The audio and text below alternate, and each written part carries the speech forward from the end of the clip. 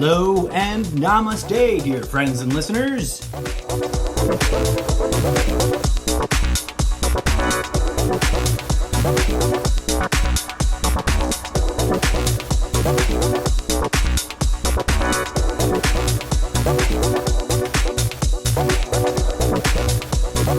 Welcome to another episode of the Almost Daily Zencast with your favorite animatronic robot from the future, the incorrigible Mr. Zeppo.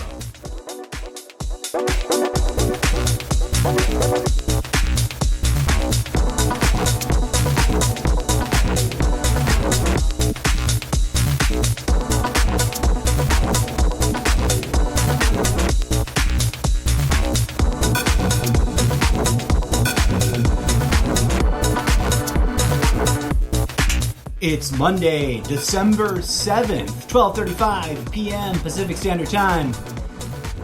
Thanks for tuning in, friends.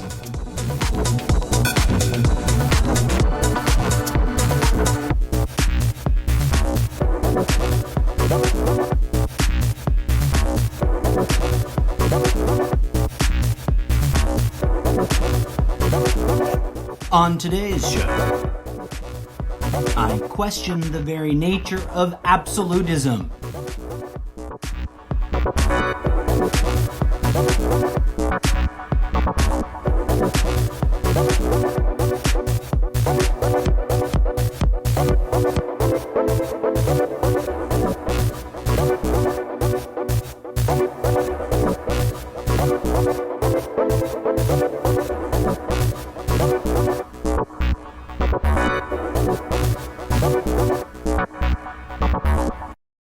Greetings, friends, and thank you for welcoming me once again inside your ears. I woke up this morning with a need to discuss our use of absolute in terms of our thinking as a species. It is my humble opinion, based on lifetimes of observation, that we misuse the term absolute. Now, I hate to be a nerd here, pushing up my glasses of nerddom, but dictionaries are powerful things. Every human being should own one and read from it regularly. In today's environment, the term absolute is applied in a way that I think is deeply toxic. We, as a collective, attribute absolute properties to people. But it is my observation, I didn't conjugate that right. It is my conclusion, based on observations, that human beings are the furthest thing from absolute. Only ideas can virtually appear to be absolute. Let's talk about a really simple and concrete example of that. The word addiction. It's a loaded term and a tragic problem in our society.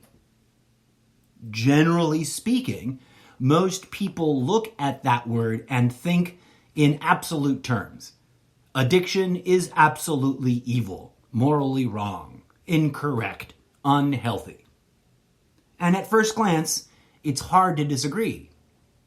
But if you zoom out, and I mean really zoom out, and look at life as a whole, one must conclude that every single one of us is an addict. From the day we are born, we are addicted to breathing, eating, defecating, speaking, reaching out to one another, etc., etc., etc. If you really think about it, the entirety of life is a habitually formed kind of conditioning. even in the most innocent and or positive ways to interpret that sentence. We are habitually conditioned about everything. We are addicted to the things we love. We love to talk. We love to watch movies. We love etc., ad nauseum, ad nauseum. But if you look at addiction, right, it's never applied to those things except in a sort of comical way. But let's be really serious about it. If everything is habitual conditioning, which is sort of the process by which addictions are formed, then we are addicts, all of us. So are we all absolutely evil? Are we all morally incorrect? We're addicted to being alive. Now, this highlights the problems of how we have approached drug addiction and other negative addictions in the past. We treat them as absolute evils and therefore judge the individuals. But no individual is absolute evil. I mean, you couldn't even say that about Hitler. Not really, right? Not to bring up Hitler again. He gets used as a scapegoat, whatever. He was an evil person. Don't get me wrong. I'm not trying to dismiss evil or excuse it or even welcome it. But I am saying that if we're going to solve the problems that we ourselves as a collective created, we need to address some of the obstacles in our way. And this application of absolutist objectification of others is right there at the top of the list of things we must confront. First, we must understand the word and its origin, right? In order to apply it correctly and not misapply it. Politics is an example that I think also, along with the addiction analog, or what's the word I'm looking for? Example. I didn't want to repeat the word example, but let's look at politics for a second.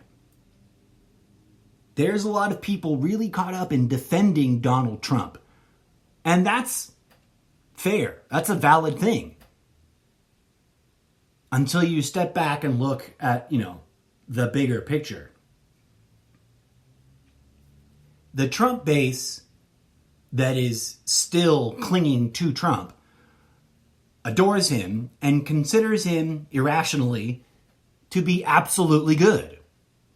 And therefore they overlook the flaws and problematic behaviors and toxicity. Now, it is easy to look at the Trump base and ridicule them and mock them and judge them for that.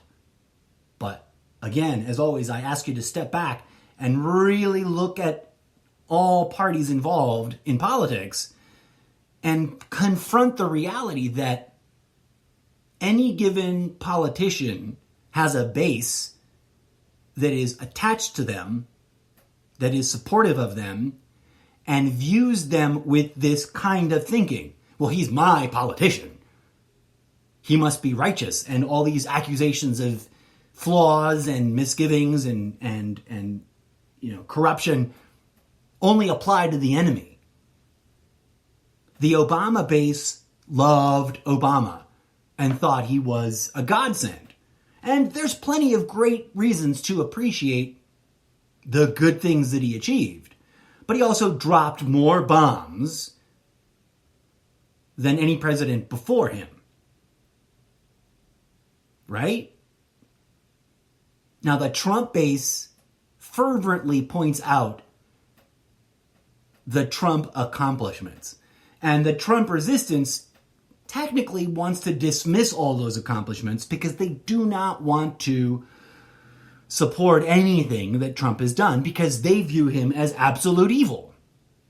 Whether they realize it or not, that's the ego trap at work in the underlying unconscious thought process. Is Trump absolute evil? No, I don't think so. Only conspiracy theorists would jump to that conclusion. The way they jump to that conclusion about other politicians.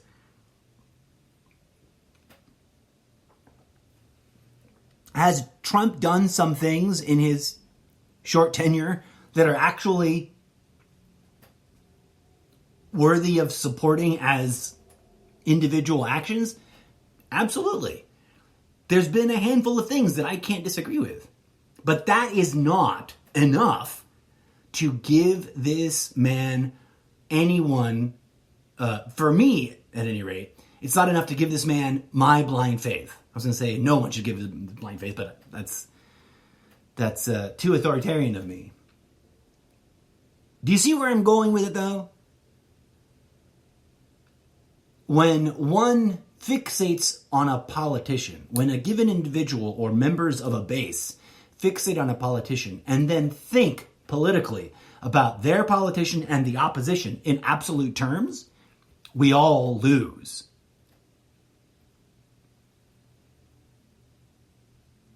Now, as a word, as an idea in and of itself, there's something attractive about absolute. Let's take a look at what dictionary.com has to say about absolute. Its first three definitions.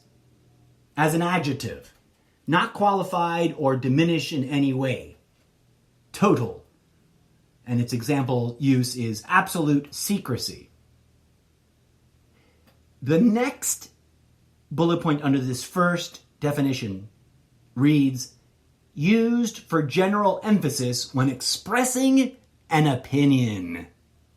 And this is where we get caught up in the slippery slope ego trap of thinking in absolutist terms, right? And their example for this emphasis of opinion is the statement, this policy is absolute folly. The next bullet point under the first definition, regarding powers or rights, not subject to any limitation, otherwise unconditional. Example sentence, no one dared challenge her absolute authority. The next bullet point, of a ruler, having unrestricted power, he proclaimed himself absolute monarch. Regarding the law, of a decree, final. The decree of nullity was made absolute. The second definition reads, viewed or existing independently and not in relation to other things, not relative or comparative, absolute moral standards. The third definition, regarding grammar, of a construction, syntactically independent of the rest of the sentence, as in, dinner being over, comma, we left the table. A transitive verb used without an expressed object, or an adjective used with an expressed noun. In philosophy, it is a noun, a value or principle which is regarded as universally valid, which may be viewed without relation to other things. Their example is, good and evil are presented as absolutes. Something that exists without being dependent on anything else. And finally, ultimate reality, i.e. God. The capital A absolute. Now, taking all of those definitions in, one can see where the ego traps are, right? We live in a relativistic universe. The very fabric of reality is relativistic. In cosmological terms, in quantum physical terms, nothing is absolute. It may be enduring. It may last a very long time. But it is always changing, whatever it is. That is an undeniable, unrefutable fact about reality. It is, despite being an unrefutable fact about reality, it is easily ignored. And that's the ego trap behind the way we misapply this conceptualization. No human being is absolutely anything other than a human being. Unless you're a cyborg, which is, of course, not a whole robot, but a person with robotic parts, right? And that's coming, folks. But that's a whole nother episode. Put a pin in that. Put it up on the board. We'll come back to it. Politics is designed this way. It's not an accident. It's like I was talking about something similar to this with a friend recently. I made a voice recording and I meant to upload it in time for this episode, and I didn't. Maybe I can do it while I'm on the air. But I was having a discussion with, or maybe I can just read. No, I made a recording. I can't read it. I was having a discussion with a social media acquaintance. And of course, all these sorts of things I keep anonymous on the show, but if you know who you are, thanks for participating in the development of this episode. We were discussing politics, right? And Trump in particular. And this individual said they weren't originally a Trump supporter, but they've grown towards supporting him because X, Y, and Z, and these things were great things that they did. And my response was, I'm totally crossing over in two different conversations. But my response to one of these two conversations was, that's a valid statement to make. And that's where I, brought out the idea. Take a survey of Democrats, take a survey of Republicans. They are going to love and admire their presidents and ignore their flaws, and then vilify the opposition and ignore their positive qualities or, good actions. This is not by accident or coincidence. Politics, by form and function, the way it operates, conditions us very subtly to begin to think about our political idols in absolute terms. And no human being can manifest absoluteness, at least not in this state. We can talk about absoluteness in terms of people once we're all transcended and disembodied energy beings, right? But until we get there, it's folly. And I'll be ironic here. It's absolute folly to think absolutely about another person. Only ideas can be regarded as absolute. Now, what does that really mean? Ideas are not actually absolute in and of themselves. They are just ideas. They're ephemeral. They're real, but they're virtual. They are intangible, and they change over time.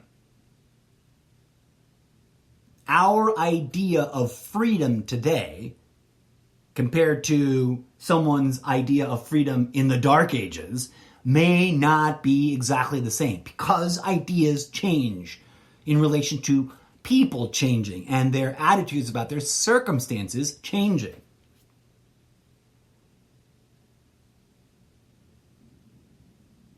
And yet, people obsessed with the acquisition and hoarding of power love to use these absolutist ideas. Having absolute power, being absolutely good, the other guys being absolutely evil. These are erroneous concepts that do not accurately describe reality, and therefore are prone to leading us down slippery slope, rabbit hole ego traps that divide us by blinding us to clearly understand one another. They prevent us from perceiving one another accurately.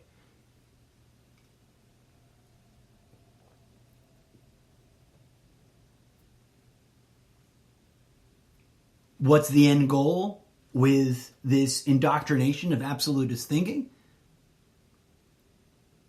The engineering of irreconcilable differences. Why? Because deep down, at the core of its function, the system of oppression operates on profiteering. And profiteering is most effective when everyone is contentious and in conflict. Because people are easy to motivate when there's a absolute bad guy to, quote, fight against. Now, I've talked about what it is we fight and who it is we're fighting and why it is we're fighting them in previous episodes, so be sure to look that up. In terms of what this means now, what can we do with the understanding that absolutist thinking is misleading? We can abdicate it.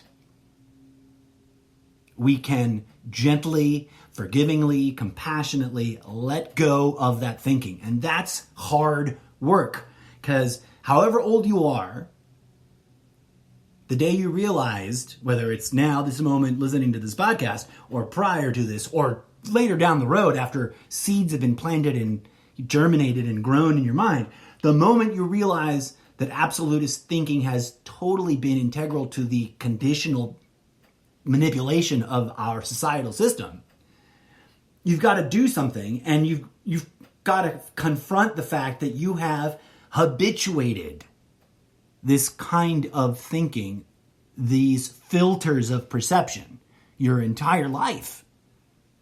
So it's not going to just magically fix itself in one aha moment.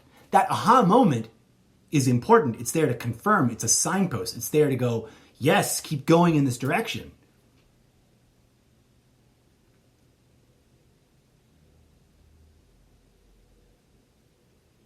We are relativistic beings. We change minute to minute, day by day, week to week.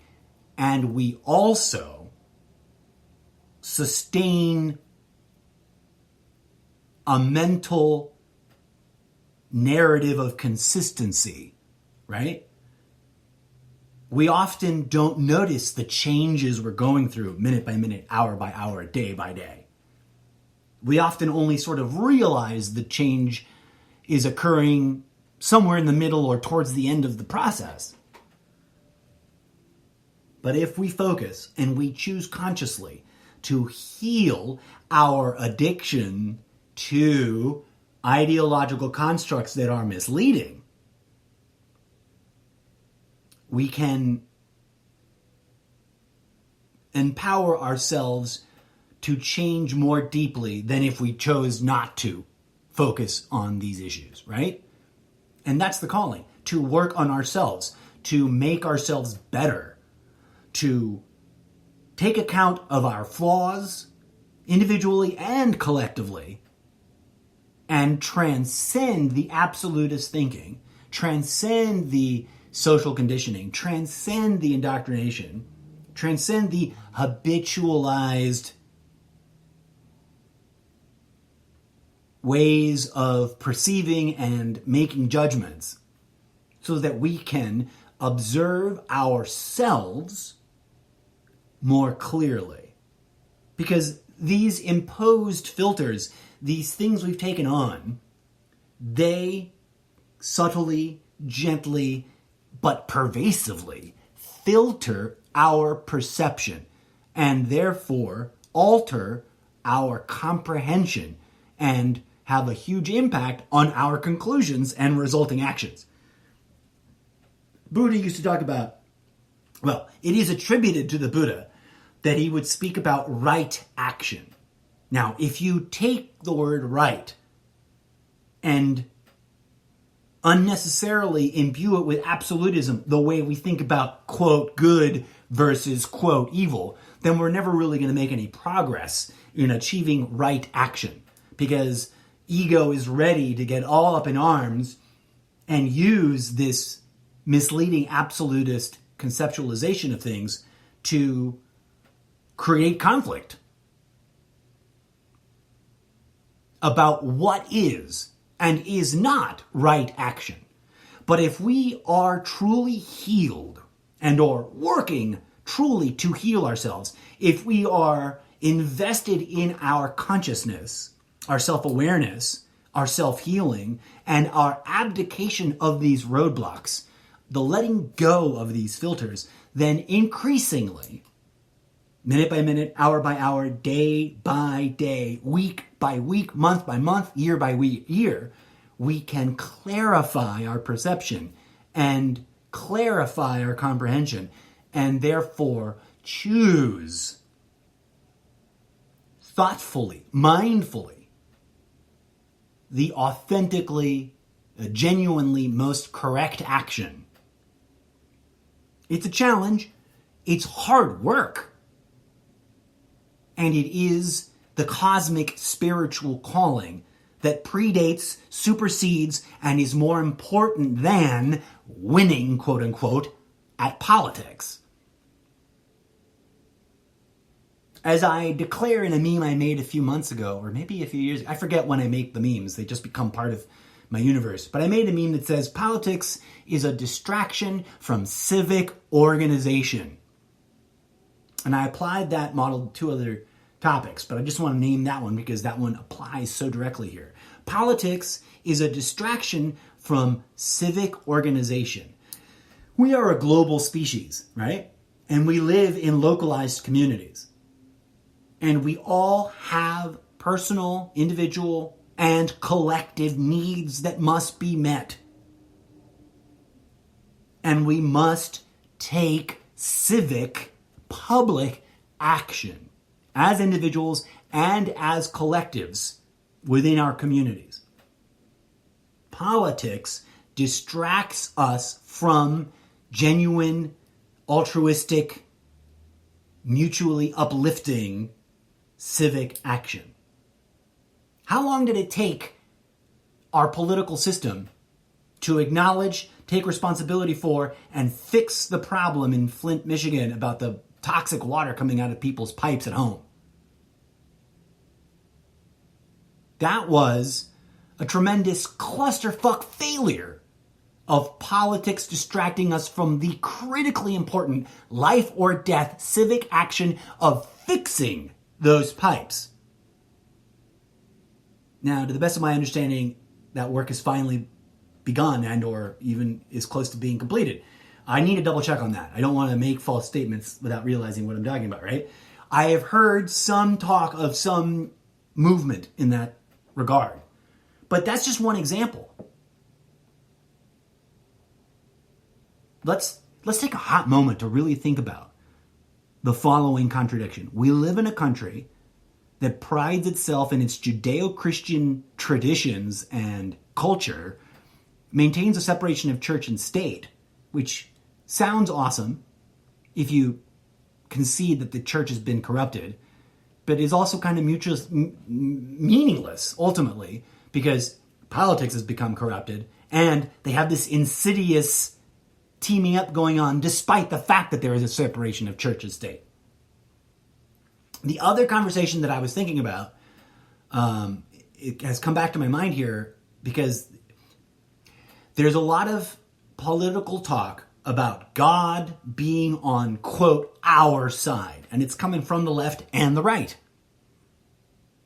A little bit more adamantly and fervently and what's the word? Radically. Not radically. There's a phrase in it. There's a term and it's just escaping me. It's a conjugation of zealot. But anyways, there are Trump supporters that are convinced that God personally has Trump's back. In as much as that God is Trump. Not in a sort of Trump is God kind of way, but God is everything kind of way, right? Like God is the iPad that I'm staring at. God is every piece of technology between here and your ear holes as you listen to my voice.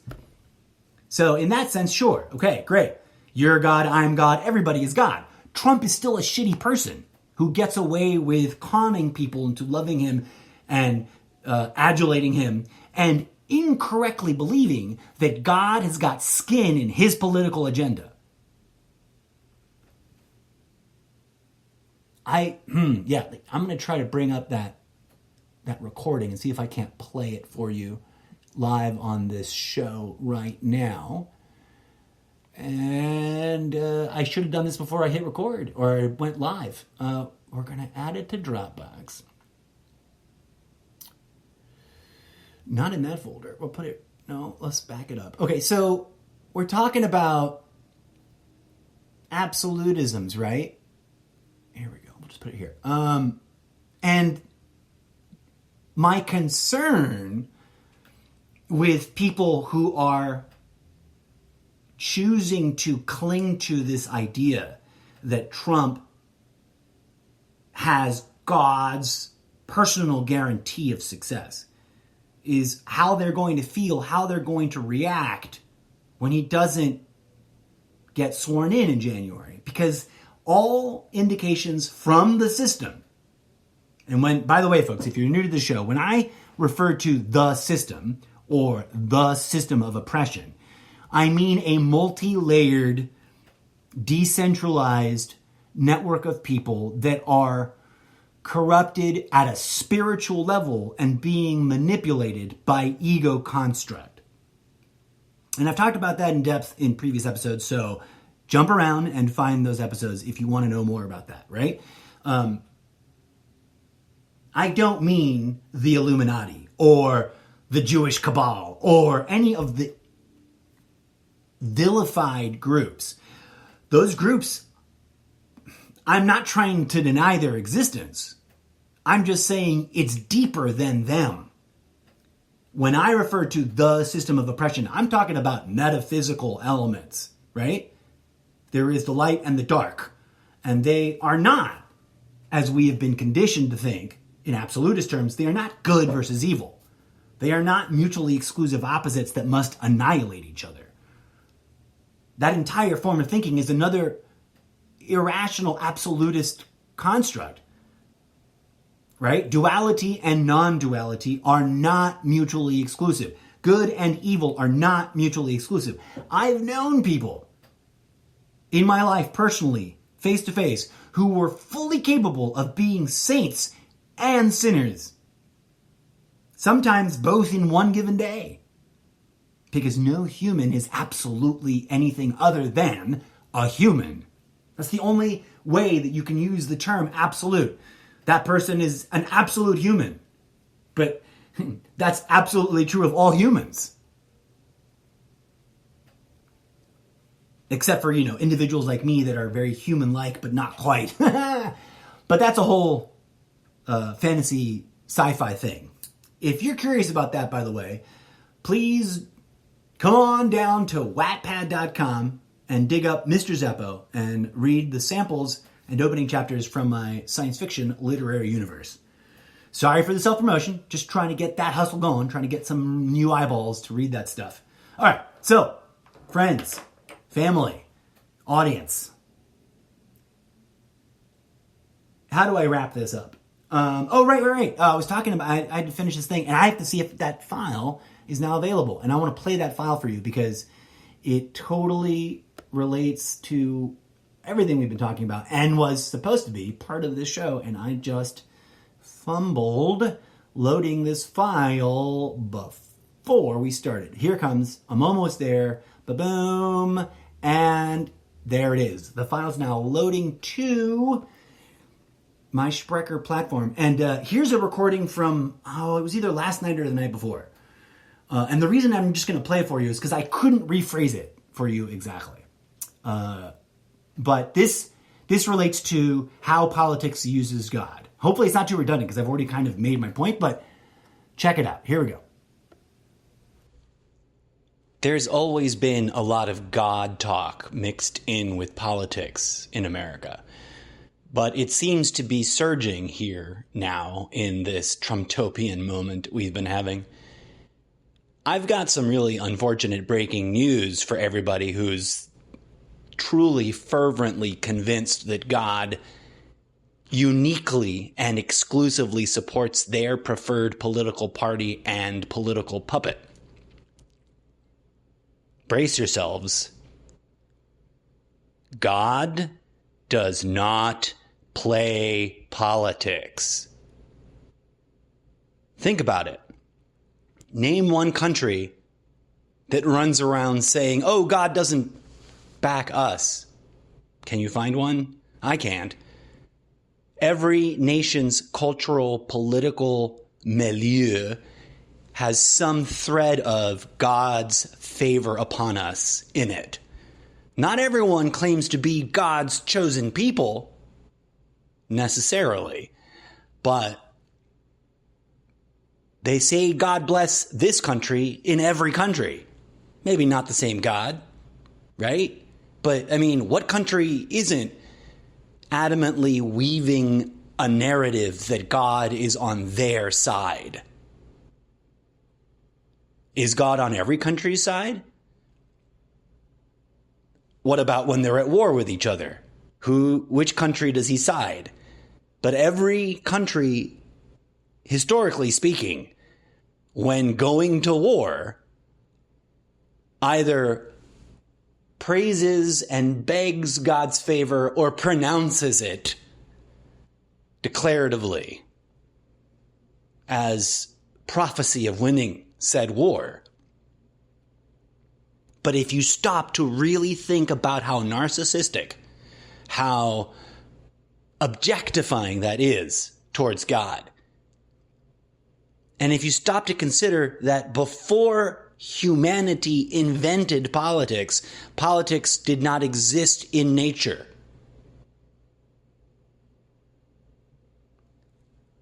If you really think about it, it starts to make sense that man, and man alone, like political,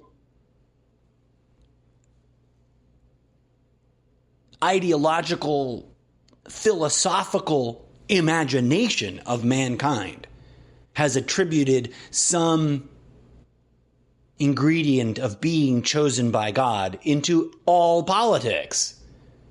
Why is that? Because then no matter who you are, no matter what your country's doing, if you're wrapped up in the patriotism of it, you can claim to be a patriot for God. You can beseech God's favor and try to intimidate your enemies with it.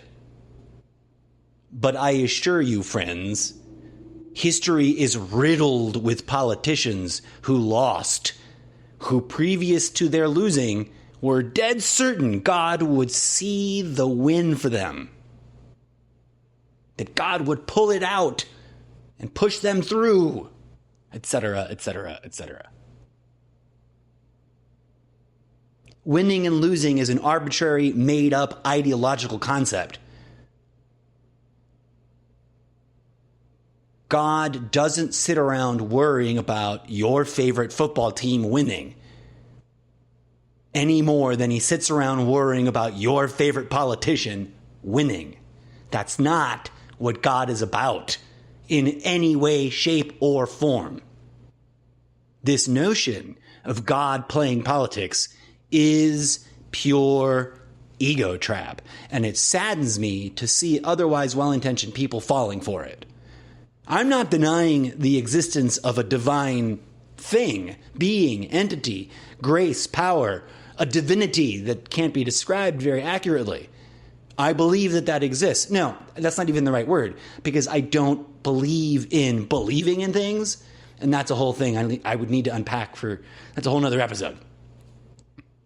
I feel confident, based on my direct phenomenological experiencing of reality, and through reality, the experiencing, to what limited degree I have experienced, divinity herself. She's not interested in politics. She's not rooting for Team Red or Team Blue. She's sitting around wondering when we're going to stop taking a massive toxic shit in her womb that is giving birth to us and all other life. That's God's concern. That's God's priority. Don't be fooled by preachers preaching from the Bible, wrapping up old dogma into new political ideologies. That's exactly the kind of thing that Jesus spoke out against. Leave the politics to the politicians and give to God what is God's.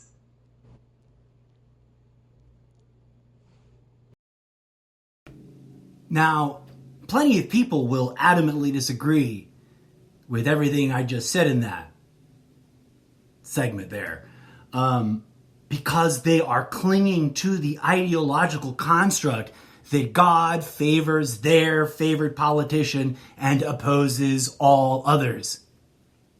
And yet, how many times have politicians who adamantly believed God was on their side lost?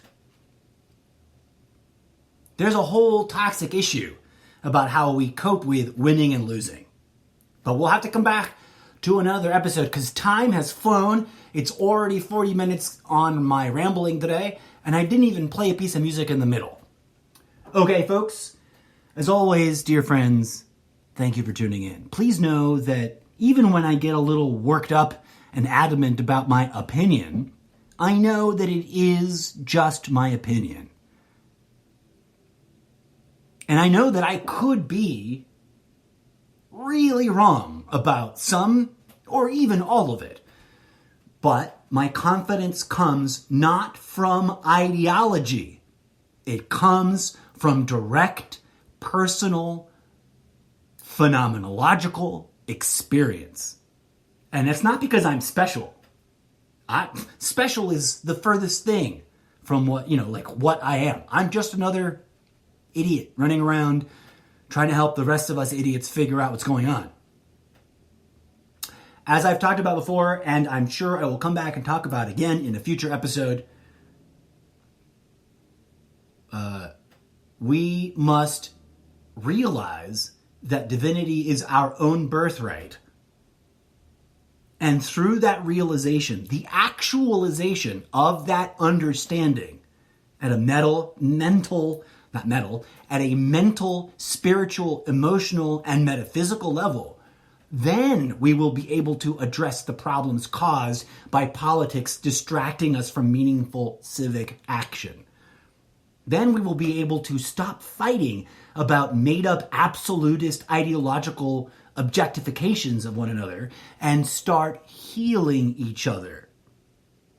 And so I beg you folks to contemplate these thoughts and go meditate for yourself, go look within, go seek divinity where it lives, deep inside of you.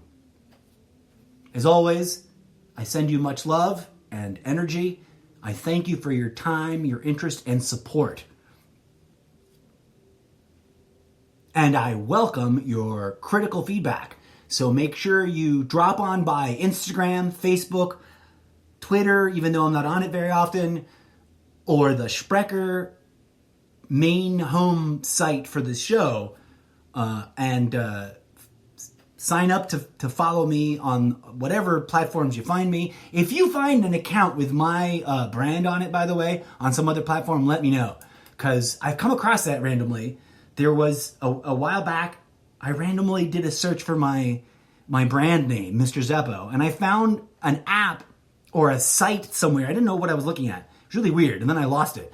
But I found, I think it was a website that was somehow automatically reposting all of my Instagram posts, and I don't know how because I didn't set it up.